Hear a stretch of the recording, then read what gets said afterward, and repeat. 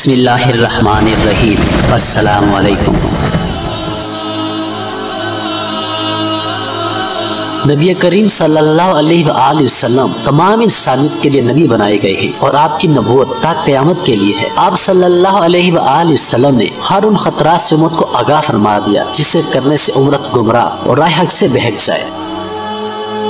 آپ صلی اللہ علیہ وآلہ وسلم کا ارشاد مبارک ہے کہ شراب مت پیو، یقیناً یہ ہر برائی کی چابی ہے۔ دوسری حدیث میں ہے کہ ہر نشہ لانے والی شے حرام ہے اور جس کی زیادہ مقدار نشہ نہ لائے اس کی تھوڑی مقدار بھی حرام ہے۔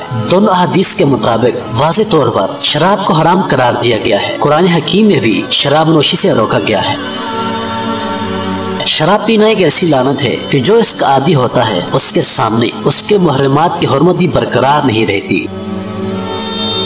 امریکہ محکمہ انصاف کے بیورو آف جسٹس کے ایک سروے کے مطابق امریکہ میں صرف 1996 کے دوران میں زنا بالجبر کے روزانہ 2713 واقعات پیش آئے۔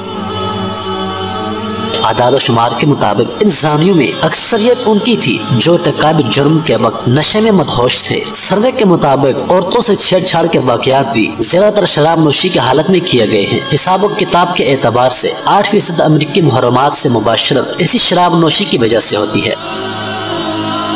لہٰذا شراب نوشی ایک قبیح اور غیر اخلاقی فعل ہے جسے شریعت میں قانونی طور پر منع فرمایا گیا ہے۔ شراب نوشی سے ہر سال کئی لوگ موت کے گھاٹ اترتے ہیں۔ اس کے علاوہ شراب نوشی سے جسم کے تمام افعال تباہ اور برباد ہو کر رہ جاتے ہیں، جسے جگر کا سکڑنا، معدے کی نلی کا سرطان، لبلبے اور جگر کی سوزش، دل کے عضلات کا تباہ ہونا، دل کی شریان کا خراب ہونا، دماغی فالج، مختلف اعصابی اور دماغی امراض، یادداشت کا خراب ہونا، غدود کی خرابیاں، خون کے سفید ذرات میں کمی اور ان کی دیگر خرابیاں، چھاتی کی عفونت اور نمونیا، پھیپھڑوں میں سوزش، پھیپھڑوں کی ٹی بی، ان امراض کے علاوہ بھی کئی اور امراض ہیں جو شراب کی وجہ سے پیدا ہوتے ہیں۔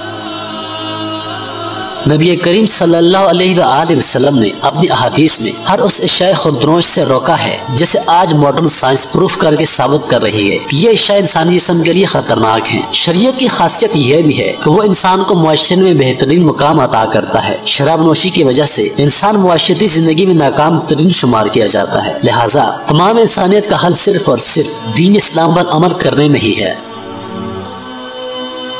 رسول اللہ صلی اللہ علیہ وآلہ وسلم نے فرمایا کہ جو بھی اللہ تعالیٰ اور یوم آخرت پر ایمان رکھتا ہے وہ ایسے دسترخوان پر مت بیٹھے جہاں شراب پی جاتی ہو۔ پیارے دوستو، امید کرتا ہوں کہ آپ کو یہ ہماری ویڈیو پسند آئی ہوگی۔ مزید ویڈیوز دیکھنے کے لیے ہمارے چینل کو سبسکرائب کریں اور چینل پر موجود بیل کے بٹن کو دبائیں تاکہ نوٹیفیکیشنز کے ذریعے ہماری ویڈیو سب سے پہلے آپ کو پہنچے۔ اپنی دعاؤں میں یاد رکھیے گا۔ اللہ پاک آپ سب کا حافظ و نگہبان۔ والسلام۔